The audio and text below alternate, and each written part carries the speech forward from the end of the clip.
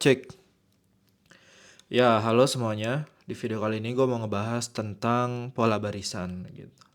Pada penalaran kuantitatif di penalaran umum.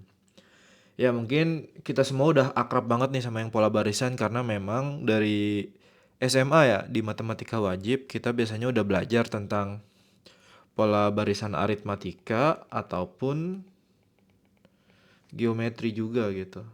Iya gak? Dimana untuk mendapatkan barisan pada suku n gitu, itu kan biasanya kita menghitung dengan formula UN gitu kan. Ditambah N kurang satu dikalikan B gitu kan. Atau juga dalam geometri itu UN sama dengan A dikali R pangkat N-1. Nah tapi dalam SNBT kita nggak memerlukan rumus-rumus itu gitu. Tapi dalam menyelesaikan soal-soal di pola barisan kita itu lebih ke memahami dasar-dasar atau jenis-jenis dari pola barisan dan menghitungnya dengan teliti gitu pada setiap intervalnya. Nah, yang pertama pola barisan di SNBT itu adalah barisan yang terdiri dari huruf atau angka gitu biasanya. Barisan huruf atau angka. Yang minimal itu biasanya terdiri dari 4 baris angka. Jadi paling sedikit gitu. 4 baris huruf atau angka. Tapi dominan memang angka ya. Gitu, minimal banget ada 4 baris. Nah, ada beberapa jenis pola yang ada pada pola barisan yang akan kita bahas. Yang pertama dia ada yang hanya ada satu pola sederhana.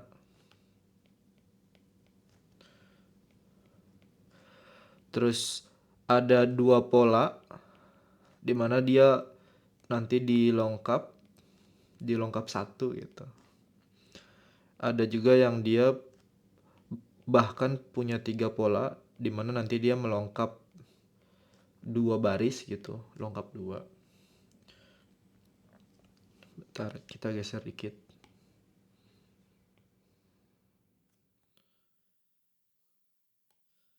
Terus juga ada nanti disebut pola Fibonacci. Tuh. Terus ada juga yang mungkin agak-agak rumit itu pola bertingkat. Gitu. Jadi kita perlu paham nih bagaimana proses pola-pola barisan ini terbentuk. Gitu. Yang pertama nih kita lihat pola sederhana, di mana pola sederhana itu biasanya ya dia itu kita melihat interval dari suku ke satu, terus suku kedua, terus suku ketiga gitu dan seterusnya gitu kan. Ini ngeganggu nih, bentar. Gitu.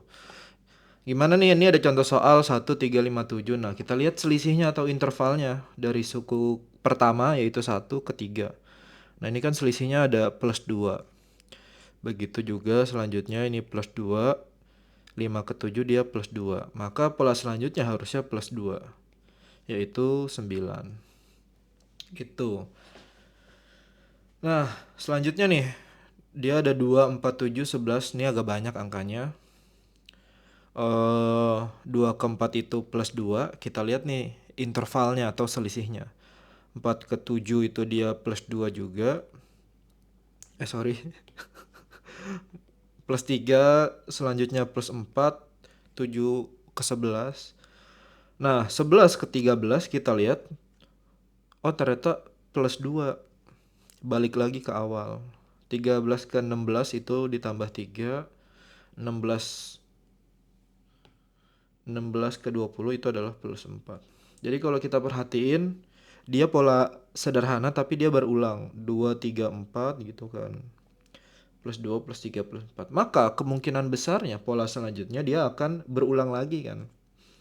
Maka plus 2 lagi gitu. 20 ditambah 2 berarti ini 22. Gitu. Nah, ini yang pola paling sederhana. Jadi dari suku ke-1, suku kedua, suku ketiga, keempat, dan seterusnya kita melihat selisihnya berapa atau intervalnya. Nah, selanjutnya nih, dia ada pola lengkap satu. Jadi pola lengkap satu ini dia kita lengkap satu angka atau lengkap satu baris gitu. Jadi dari satu suku pertama langsung suku tiga, langsung suku kelima gitu. Jadi kita melihat selisihnya dari dari baris satu ke baris tiga. Begitupun nanti dari baris 2 ke baris 4. Oke, dari ini 1 ke 3, jadi kita lengkap satu baris. Ini plus 2. 3 ke 5 ini juga plus 2. 5 ke 7 plus 2. Tapi bukan itu kan jawabannya. Karena kan ini nanti ke pola yang setelahnya. Nah, selanjutnya nih. Dari 5 itu ke 4 itu berapa? Min 1. 5 ke 4, 4 ke 3. Ini min 1 juga. Maka pola selanjutnya juga harusnya min 1 juga gitu. 3 dikurang 1 berarti 2. Nah, kayak gitu.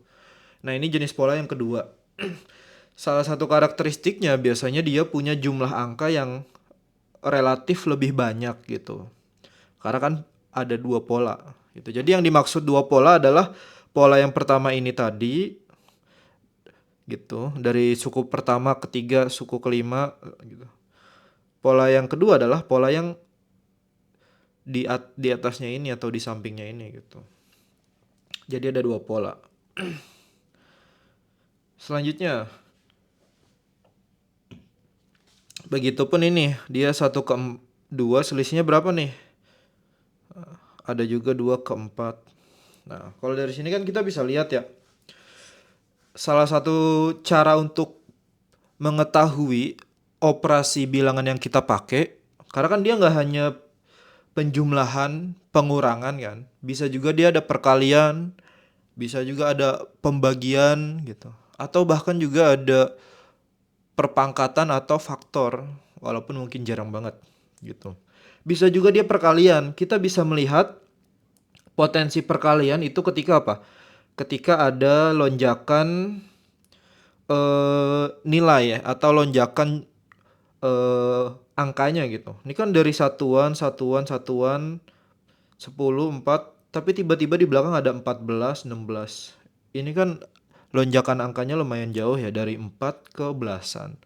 Maka kemungkinan kalau dia bukan penjumlahan, dia bisa jadi perkalian.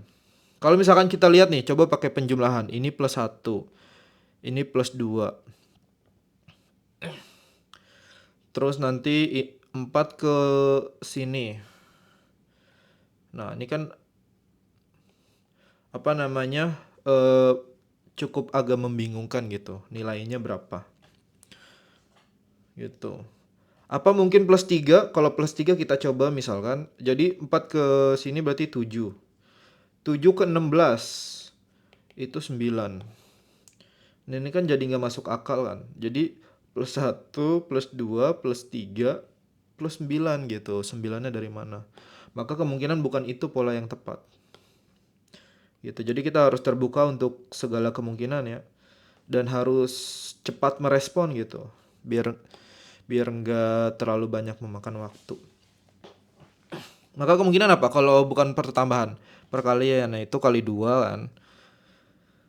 2 ke 4, oh ternyata kali 2 juga teman-teman. Gitu. Ini kita hapus dulu. Maka 4 kali 2 berapa? 8. Gitu. Terus kita lihat juga, bener gak sih 8 kali 2 itu 16? Oh ternyata bener. Gitu ya. Nah, selanjutnya nih polanya. 8 ke 10. Itu plus 2 kan. Nggak mungkin kali 2 kan, 8 ke 10. Maka 10 ke sini, nah ini ke sini, kemungkinan plus 2 juga kan.